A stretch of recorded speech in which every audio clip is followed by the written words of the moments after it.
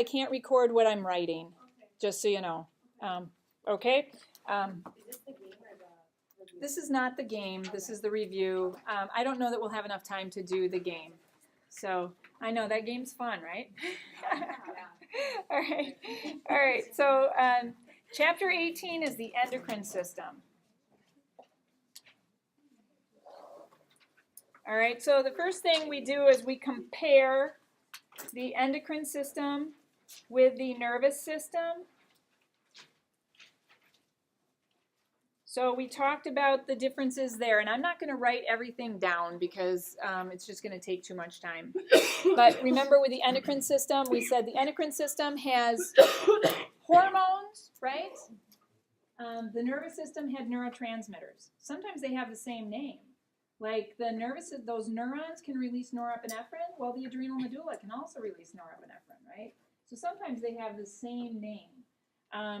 The difference between the nervous system, too, is that those little neurotransmitters have to go across just a tiny little synaptic cleft, where in the endocrine system, they have to get in the blood, and then they have to travel a long way through the blood where there's lots of dangers, right?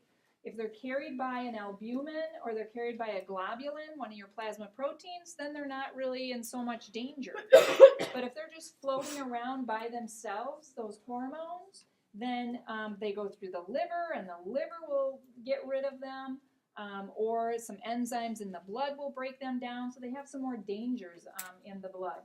And then once they find their target area, the hormones leak out of the blood, and they go bind to the tissues. All right, so there's lots of more dangers with those hormones. Okay, so those are some of the differences between the endocrine system and the nervous system. So we definitely talked about that. We talked about also the different classifications, okay, the classifications of the hormones. So we said there was the amino acids. The amino acids are super tiny, so like norepinephrine and epinephrine, those are amino acids. The thyroid hormones, T3 and T4, those are amino acids, super tiny. They can get inside the cell, and they can bind to things inside the cell, like T3 and T4 bind to those mitochondria and make it produce ATP, right? That's amino acids. And then when we have hormones that are a little bit bigger, they're the amino acids that are linked together. We call those peptide hormones. And the peptide hormones are basically any of the hormones from the anterior, or not from the just anterior, but from the pituitary. So we're talking about the anterior pituitary hormones and the posterior pituitary hormones. Okay, and then we talked about the lipid-derived hormones, and those were the eicosanoids, which we said you didn't have to know for this class, prostaglandins. But then we also talked about the steroid hormones, and those hormones were things like the cortical hormones of the adrenal gland, so the adrenal cortical hormones, as well as the sex hormones, testosterone, estrogen, progesterone. Those are lipid hormones. So lipid hormones, because they're lipids and the cell membrane is a lipid, they can get through the cell membrane, right? So they can get through the cell membrane, and they can get inside the nucleus, and then they can bind to they can influence the DNA and get the DNA making more proteins faster.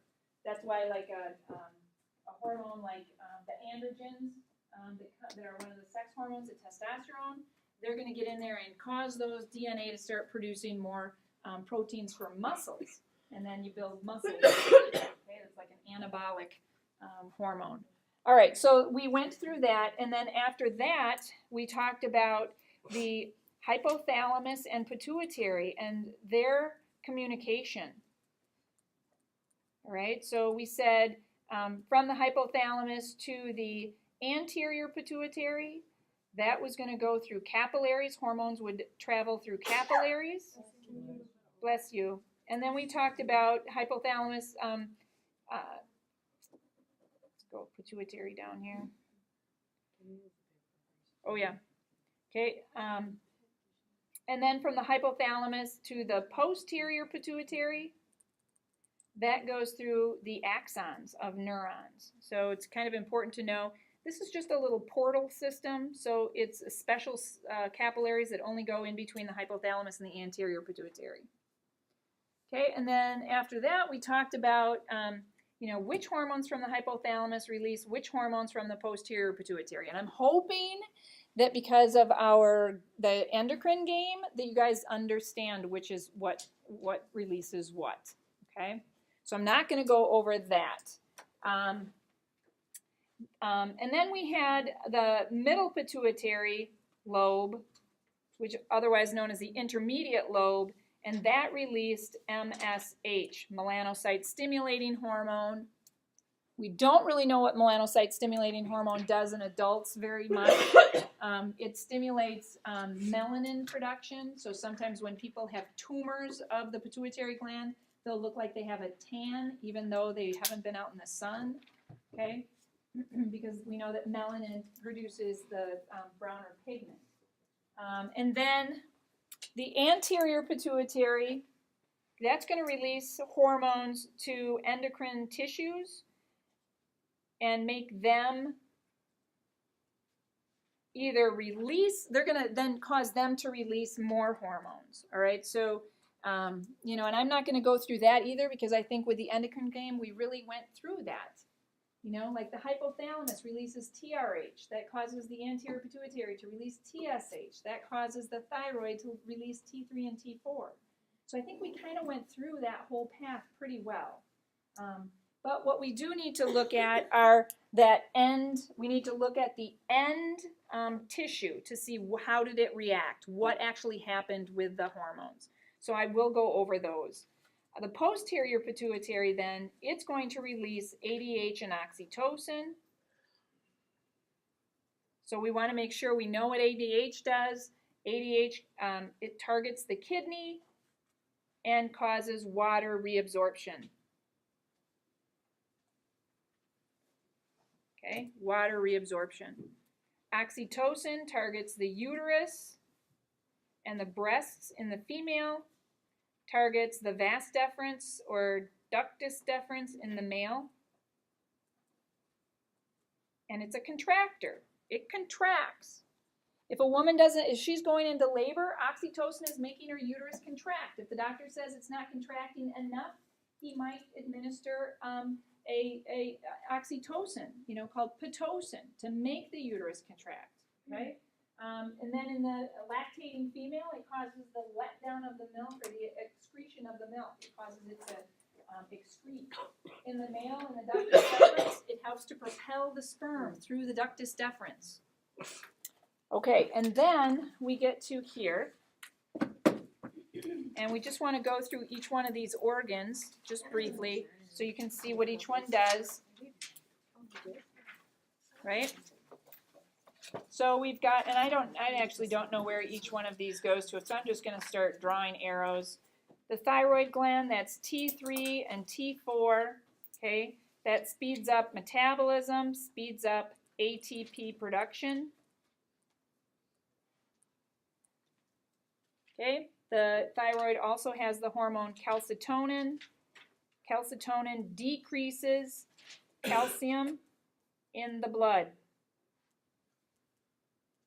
And so you guys kind of need to know how that happens. How would it decrease calcium in the blood? We talked about what it does at the kidneys, what it does at the bones, what it does at the intestines, right? So that's thyroid. Thyroid. Okay, and then right behind the thyroid, put little glands there like that. Those things there, that's your parathyroid glands. Parathyroid glands release PTH. PTH increases calcium in the blood. Okay, so we've got that. So that's those two glands. We talked about the thymus, and that we really talked about in chapter 22. The thymus is where T cells mature. We didn't talk about the hormones really that it releases, so we don't have to go over that for this exam. We talked about the heart. We said the heart released natriuretic peptide.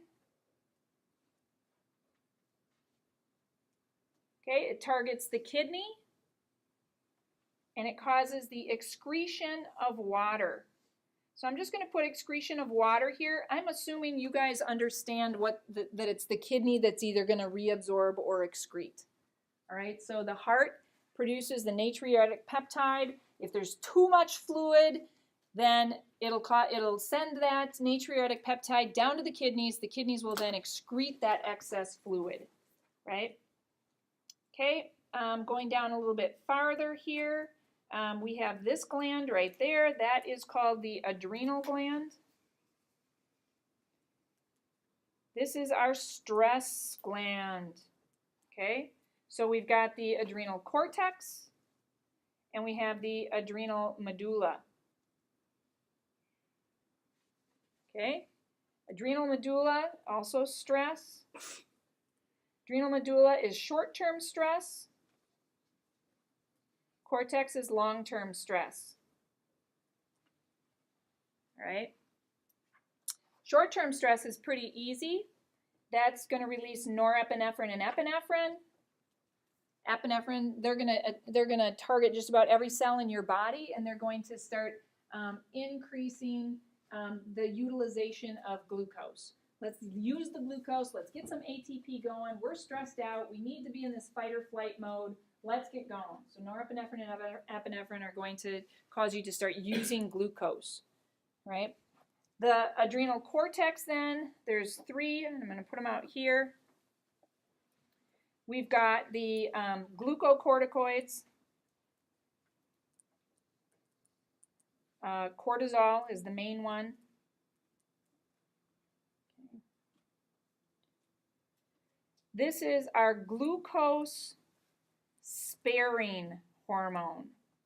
Okay, the glucocorticoids are saying, you know, we've been under stress for a while, and I want you to stop using the glucose to make ATP, because we need to save this for the brain. So we think about, okay, what are these cells going to do then, like in the liver? What's the liver going to do to spare the glucose? Well, the liver, first of all, it'll start putting out more glucose. It'll start making more glucose. So that's called gluconeogenesis, right? Then it's going to take whatever glucose is in those cells, and it's going to produce glycogen. So it's going to convert glucose, which is a free glucose, into glycogen, which is stored glucose. So it's going to store it. And then glucocorticoids kind of slam the door shut on the cells to make sure that the cells are not diffused, so glucose is not diffusing into the cells. So then what happens to the glucose? It ends up in the blood. So we end up with high blood sugar with glucocorticoids, because it's not letting the cells. And why would it do that? Because it means the brain can only use glucose. So all the cells in your body are not going to let the glucose in. It's going to want it to be in the blood so that your brain can get at it whenever it wants to, all right, whenever it needs to. So that's glucocorticoids, our glucose sparing. Then we have our mineralocorticoids, mineralocorticoid. The main one is aldosterone. Aldosterone causes sodium retention in the liver, or in the kidney. Sodium retention, right? So that's another thing, because the body's thinking, I'm in such stress, I'm losing everything. I'm losing all the glucose, I'm losing all my water, I'm losing everything, I'm losing my electrolytes. I'm going to reabsorb sodium, and then I can reabsorb water at the same time. So that's why aldosterone is released under long-term stress, so that you can reabsorb sodium and you can reabsorb water at the same time. Only problem with reabsorbing sodium is every 1 sodium you reabsorb, 1 potassium you excrete in the urine. Losing potassium is not good for muscles, especially the heart muscle, right? So that could end up to be a problem when we talked about the stress syndrome. And the last one from the adrenal cortex are androgens, and the main androgen is testosterone. Okay, so so females and males are going to secrete this. but males just have a lot more secreted from their testes. But females need a little bit of testosterone too, because that acts very similar to like norepinephrine and epinephrine. It's going to make a person more assertive, more aggressive, like let's get over this stress, come on, you can do it, you know, and it's going to just give a little bit of aggression and assertiveness to the females, okay, and to children as well. All right, so then we've got that. Now we'll move on a little further. Now we've got the kidneys. So I'm going to put the kidneys over here. Okay. The kidneys, they release erythropoietin. And they release renin. And they release calcitriol. Okay. So erythropoietin, that causes increased red blood cell production. So where does erythropoietin travel to? Bone marrow. Good. All right. Renin is going to increase water reabsorption. How does it do that? Well, it's secreted from the kidneys, but it has to go recruit those two hormones that cause water reabsorption. What are the two hormones that cause water reabsorption? ADH and aldosterone. ADH and aldosterone. Okay, so renin's going to run off. It's going to bind to that hypothalamus, cause the production of ADH, make the posterior pituitary release the ADH, and then it's going to go and bind to the adrenal cortex, make the adrenal cortex release the aldosterone. Now we're going to get water reabsorption and sodium reabsorption. All right, so that's what renin does. And then we have calcitriol. Calcitriol increases calcium in the blood. How does it do that? Where does calcitriol bind to? What does it do? PTH causes calcitriol to be activated, but where does calcitriol then bind? You're eating. Calcitriol binds to the intestines so that you reabsorb more of what you eat, okay? All right. Okay, so here we go, kidneys then. And then we got the pancreas. Okay, so we got the pancreas. And the pancreas has, we've got the beta cells release insulin, and then the alpha cells release glucagon. This is daily. Okay, this isn't stress, this is daily this happens. Insulin is going to decrease blood glucose. Glucagon is going to increase blood glucose. Right? So you eat, you just ate, you've got all this glucose floating around in your blood. Insulin gets released from the pancreas so that you can take that glucose and carry it into your cells. Right? So it gets it out of the blood into your cells. Glucagon, this is going to be released after you haven't eaten in 2-3 hours because your glucose levels are falling. Glucagon has to do something about it. So glucagon is going to cause the cells in your liver and skeletal muscle, your liver especially, to produce glucose and to break down glycogen into glucose so that you have glucose. Okay, so that's the pancreas.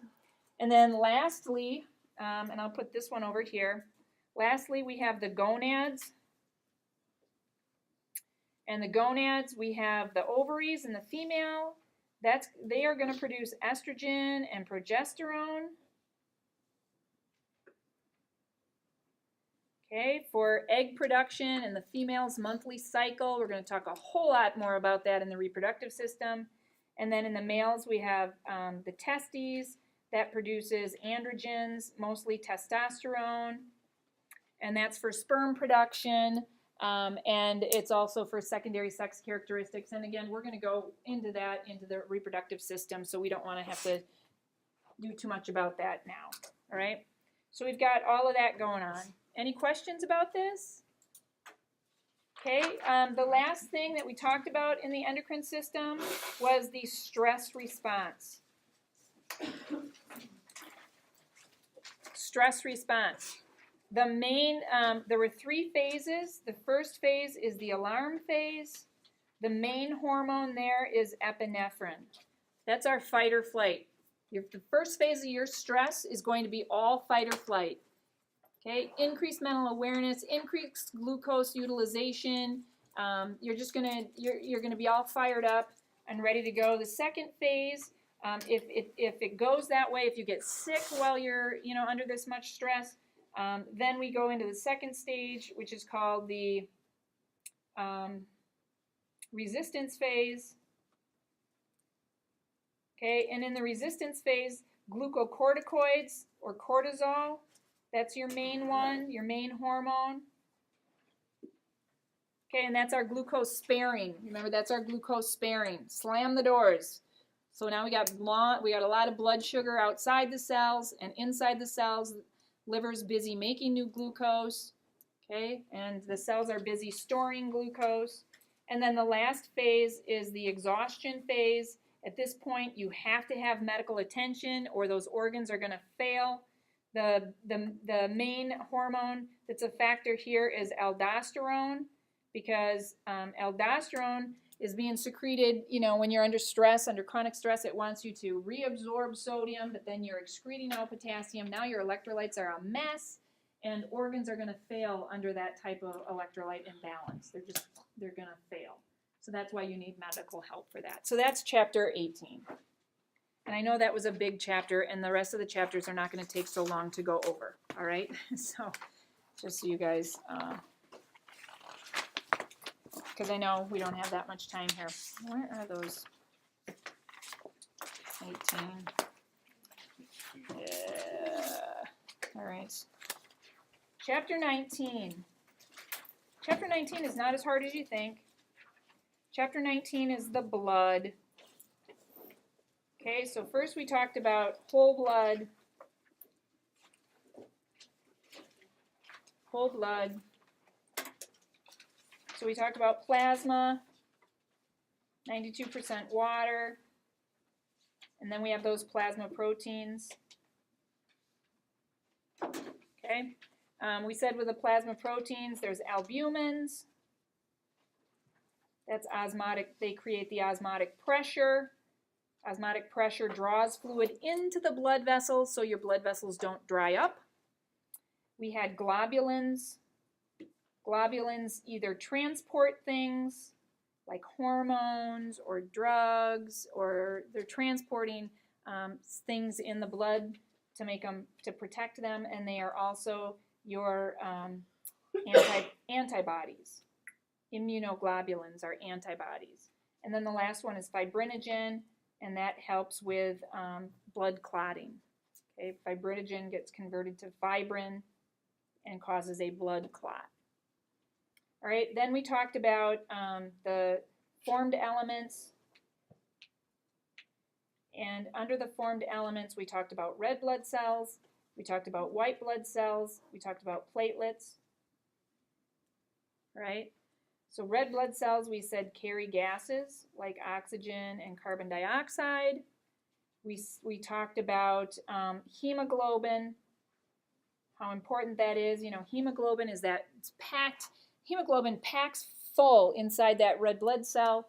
Hemoglobin carries the oxygen in the heme group that has the little iron at the center of it. So if you don't have enough red blood cells, you don't have enough hemoglobin, you don't have enough iron, you're anemic, right? That's anemia. So those are the red blood cells. And then as well in red blood cells, we talked about blood typing. So we're going to put blood typing on its own. There's going to be several questions on that. Yeah, right? So blood typing as far as, what antigens each type has, what antibodies each type has, who can each type give to, who can each type receive from, those types of questions. So there'll be a few questions on that. Okay, we talked about white blood cells, and that's never let monkeys eat bananas, right?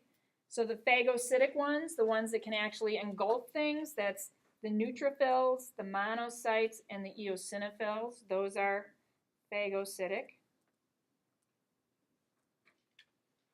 Neutrophils, first one there. They're first one at the site of an infection. They're going to engulf, and then they're going to produce pus. So you'll find them in pus.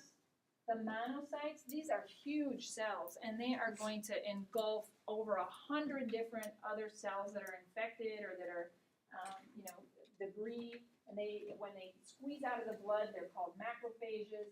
And then the eosinophils, they're the ones that are going to engulf parasitic worms. Then we talked about the basophils. The basophils, that's histamine and heparin. Okay, that's histamine, and they release histamine and heparin from their little granules. Histamine and heparin cause inflammation, and you guys know the 4 cardinal signs of inflammation, right? And then lymphocytes, they are going to be part of the adaptive immune system, which we talk about in 22. Okay, so we've got that. Platelets, then we talked about platelets, and we said when a blood vessel is cut, we have this first phase called the vascular phase where the ends get sticky. Second phase is the platelet phase where the platelets come along and they stick to the ends of the blood vessels, right? So then that's forming a platelet plug. Third phase is the coagulation phase. That's where fibrinogen converts to fibrin, and all those little fibers, they intertwine in between those platelets and they cause a blood clot. Okay, so that's basically chapter 9. The last thing we talked about was just how hemocytoblasts gave rise to all these things. So hemocytoblasts gave rise to the myeloid stem cell and the lymphoid stem cell. Lymphoid stem cell became the lymphocytes. Myeloid stem cell became everything else. Okay. The platelets down here, the platelets came from these big cells called megakaryocytes. The megakaryocytes came from that myeloid stem cell. So we got the megakaryocytes. So that's chapter 19. What's that? Move it over. Is that better? You know what? I'm gonna send these right through and email them to you. So not a big deal if you're not getting it all.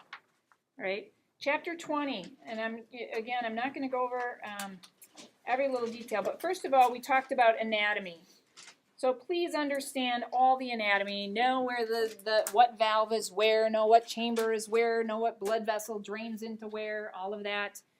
The second thing we talked about was blood flow. So we absolutely need to understand that blood flows in through the superior and inferior vena cava into the right atrium. That flows into the right ventricle through the tricuspid valve.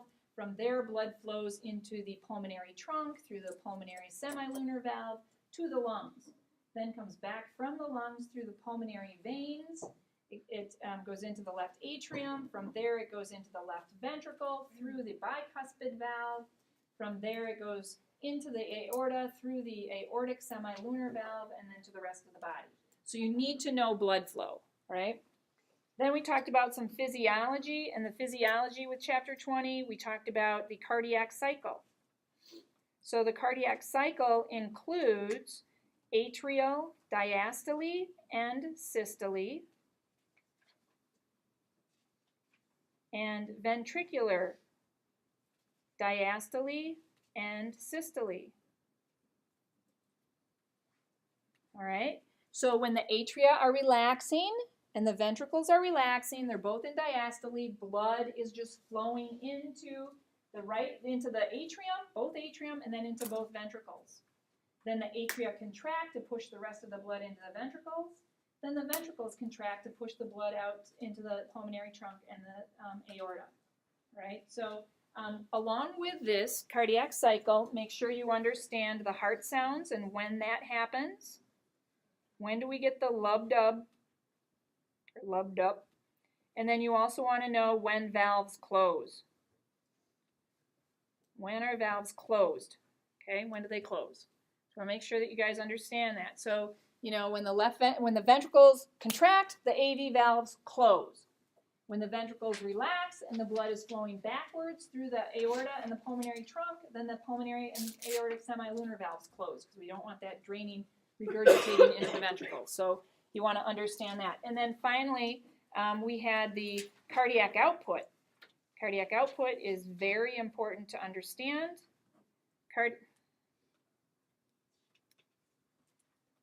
Cardiac output equals heart rate times stroke volume. Stroke volume, okay, you want to understand what that is. That's the difference between the end diastolic volume minus the end systolic volume. So you got to understand that. Okay, so the stroke volume is how much blood is put out by that left ventricle in one beat. When that left ventricle contracts, how much blood got put out? Well, we can't really measure that, so let's measure what's inside the heart.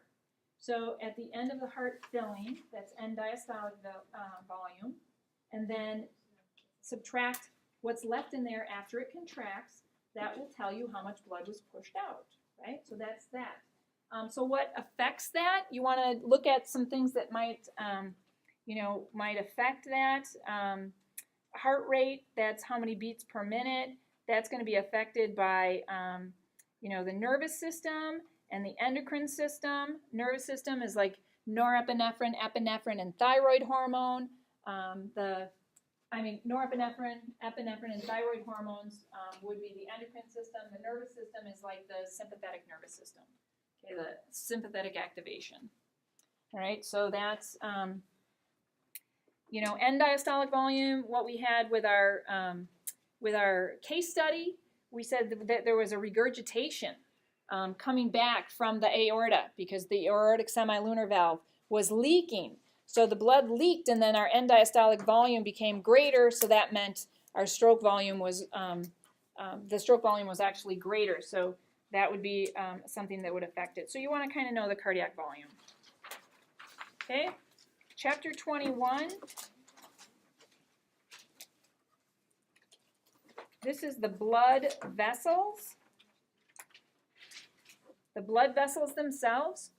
So with blood vessels, we compared. So we compared arteries and veins. And with both of those, we were looking at the different tunicas. Okay. Went through the tunica. There's tunica intima, tunica media, tunica externa, right? And then underneath each one, we talked about the different types. So that we had the elastic artery, right? Then we had the muscular arteries, and then we had the arterioles, right? And then those were gonna, then we had capillaries in between those two. And then in the veins, the smallest vein was a venule, and that led to a medium-sized vein, and that led to the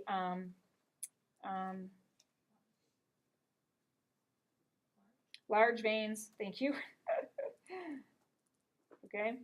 So what do we need to know about these? Well, like the arterioles, they don't have a tunica externa.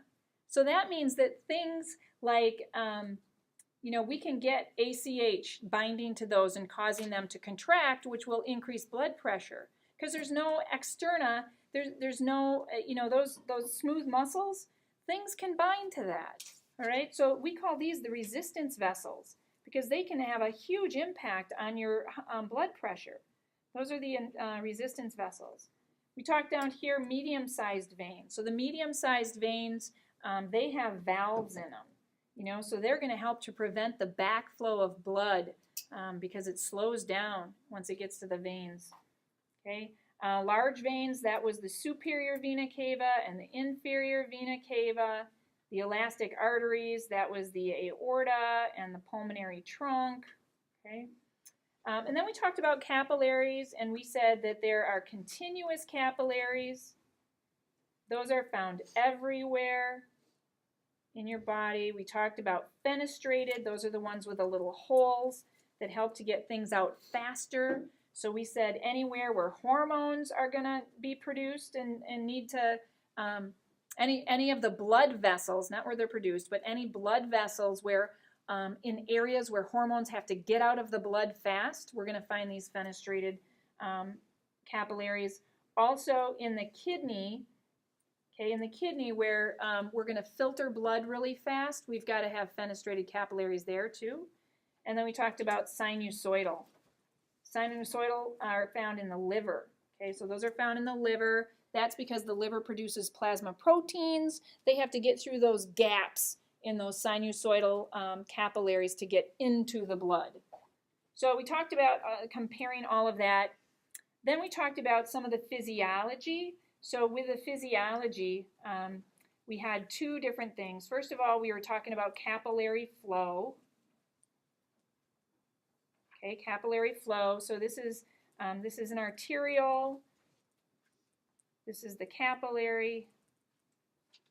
This is the venule, right? So blood's going here and then going out there, right? So we've got blood.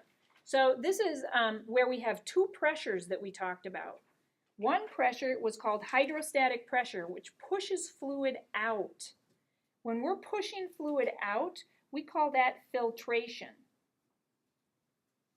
And that's caused by hydrostatic pressure. That's from the heart beating, pushing that blood. That's hydrostatic pressure. But then we've got another pressure pulling fluid back in, and that's called osmotic pressure. And that's because of those plasma proteins. So the plasma proteins cause the osmotic pressure, and the hydrostatic pressure causes filtration. Okay, so we end up with this net filtration pressure. So we talk about that a lot, you know, in the medical field, net filtration pressure. So there's things that can influence that. So you need to know those. And then we talked about blood flow. And we said blood flow pushes the blood in one direction. It pushes it forward. Okay, that's from that hydrostatic pressure again. The heart beating, pushing the blood forward. But then we said we have resistance as well. And resistance was pushing back, right? So the blood's going this way, and there's some resistance pushing back. So then we said, well, what pushes back? And we talked about vascular resistance. Vascular resistance is due to the diameter of the blood vessel, and it's due to the length of the blood vessel. And we said, boy, that diameter has a lot more to do with resistance, because if you decrease the diameter in half, it's going to increase resistance like 17 times. But if you had a blood vessel that was twice as long, you would only increase resistance twice as much. All right, so diameter really has a lot more to do with that. We also talked about viscosity of blood. That's how thick is the blood. So if you're, lost a lot of fluid, you're dehydrated, now your blood's a lot thicker. And then 3, we talked about turbulence. Turbulence is normal in like the aorta and the pulmonary trunk, but when you get into those other arteries where you have plaquing in there and the blood's, hitting it like water hitting rocks in a stream, that causes turbulence, that slows down blood flow. So resistance slows blood flow. Okay. All right, so that's chapter 21. I have a question. Yep. In the review that you gave for us to. Yep. Here's a question. Where is the blood? Sorry. It's okay. You have diagrams. And Yeah. Those diagrams are visuals to help you. You don't have to get too wrapped up in it. We didn't really talk, pressure, as far as pressure goes, the pressure as the heart beats, the pressure coming out of the heart, it's like at 120 millimeters of mercury. By the time it gets back to the heart through the veins, it's at 2 millimeters of mercury. As far as blood flow goes, blood flow is faster in the arteries, and then it slows down the slowest in the capillaries, but then it picks up a little bit again in the veins. And there were 3 reasons why it picked up. First of all, you've got the muscles. You've got those muscles of the veins that are squeezing. You have the 2 pumps then, too. You have the skeletal muscle pumps, and you have the respiratory pumps sucking that blood back.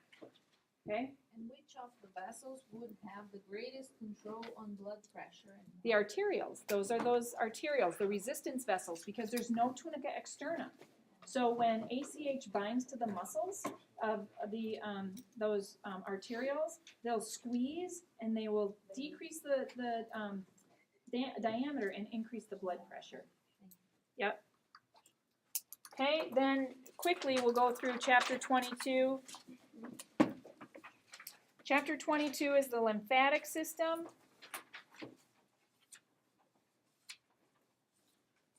Okay, with the lymphatic system, we talked about, first of all, we talked about blood flow. No, I'm sorry, not blood flow. We talked about fluid movement. It's very important for you guys to understand that blood moves from the blood vessel, which is plasma, to the interstitial fluid, where it's then called interstitial space, where it's then called interstitial fluid. From there into the lymphatic vessels, where it's then called lymph, and then that's delivered back to the subclavian veins, where it is then again plasma. And it just keeps doing this over and over. It just keeps, that's the movement of fluid. That's the movement. And so then the fluid in your body gets cleaned up. So we have to know that. Then we talked about the innate immune system. And the innate immune system, we said it's nonspecific. You're born with it. It has two lines of defense. The first line of defense is your physical barriers. So go back and look at your physical barriers. That's like your skin, your mucous membrane, your secretions onto the skin and the mucous membranes. The second line of defense is still innate, and that's cells and cell processes. So go back and look at those and make sure you understand. They're phagocytic cells, they're natural killer cells, they're interferons and complement system and fever, mast cells. Go back and look at each one and know what each one does, right? Okay, and then if that pathogen gets past the second line of defense and it's hanging out longer, then that gives us time for our adaptive immune system to come into play. And the adaptive immune system are your lymphocytes. So you've got your T cells, and there are 4 different types of cells, T cells. Know what they do. Know what a cytotoxic T cell does, know what a helper T cell does, know what a memory T cell does, know what a regulatory T cell does, suppressive, regulatory, whatever. So know what they do. T cells are part of cell-mediated immunity, and why is that? That's because your cell has to be infected before the T cell becomes activated, right? So it's cell-mediated. Then we talked about the B cells, and we said the B cells produce, they're going to produce the helper B cell, memory B cell, and the plasma cell. The plasma cell secretes antibodies. Okay, so the B cell, we say, is antibody mediated. Okay, because it's producing those antibodies. So we know what antibodies do. They bind to any foreign cell and they flag down the macrophages. Okay, so know what they do. Then we talked about, let's see, the last thing we talked about was the difference between naturally acquired immunity versus induced, and active immunity versus passive immunity. Okay, so naturally acquired, it just comes through the environment. Induced is a health professional giving it to someone. Active is when your body comes in contact with an antigen and it has to start producing an immune response. It has to produce antibodies. Passive is when your body's just given antibodies. So then we talked about what's the difference between what is naturally acquired active? Well, that's when you come in contact through the environment by an antigen. So you come in contact with a chickenpox virus, and then all of a sudden you're getting your immune response is trying to fight and produce antibodies against the chickenpox virus. Naturally acquired passive, so that's where a mom is breastfeeding and passing off, antibodies. Induced active, that's a vaccine, where a health professional is giving a vaccine, giving antigens to someone. Induced passive, that's where a health professional has to give antibodies. So anti-venom, right, for rabies or for tetanus, well, tetanus would be, immunoglobulins would be the same thing if it's not the vaccine, or snake bites, right? Okay, so you are all going to get A's, right? You said you're emailing those guys? I will email those to you, yep.